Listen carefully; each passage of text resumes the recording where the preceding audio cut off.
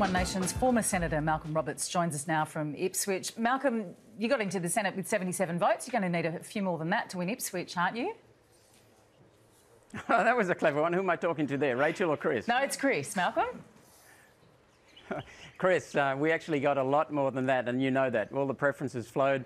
I was even telling my friends to vote one for Pauline Hanson. So even my friends were told to vote for someone else. So there you go. With respect, you can make of it what you want. I'm not making it up. I'm talking about primary votes here.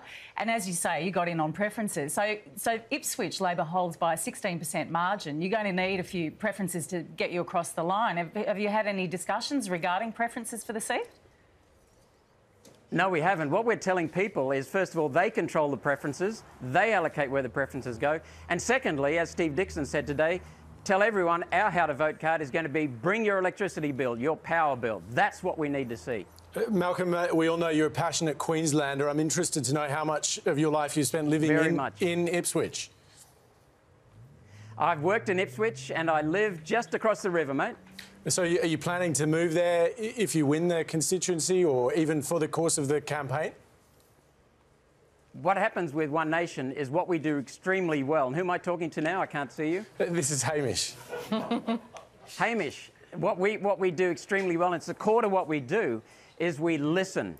And then we have the guts to speak up, and then we take action. I will live wherever it's best for me to suit this electorate. But is that in Ipswich? It could well be. Where I live right now on the other side of the river is closer to Parliament House, so it depends. I'll get a feel for where I'm needed the most, between Parliament House and here. So number one thing is every speech in the Senate that I gave started with the words, I am a servant to the people of Queensland and Australia. In future, if the people of this electorate vote me in, then I'll be starting with, I'm a servant to the people of Ipswich, and no one will forget that. Malcolm, just in case it's Rachel here, you're about to ask Ipswich to vote for you. How do you get voters to trust you after the little mistake you made that cost you your Senate seat? Well, that's a very interesting question, Rachel. The High Court found no criticism of me. The High Court, in its hearing of facts, actually said that I was honest and genuine in my belief. And I am the only senator, the only one of those 7, that decided to actually inquire as to the question. I not only checked on my Indian birthplace, but my father's Welsh citizenship. And when the British government didn't get back to me in time, I renounced. Unfortunately, the renunciation process has changed, and even an expert in Britain on the Constitution and on immigration got it wrong. So I'm the only one that took action. I'm the only one that had the integrity to chase up that I didn't do it right. So the High Court has acted properly in enforcing the Constitution. And what we see here, Rachel, is not a constitutional crisis as you media people beat up. It is a constitutional celebration because it shows our Constitution is working. I didn't do the right thing, but I was entirely honest and entirely within integrity in doing what I did.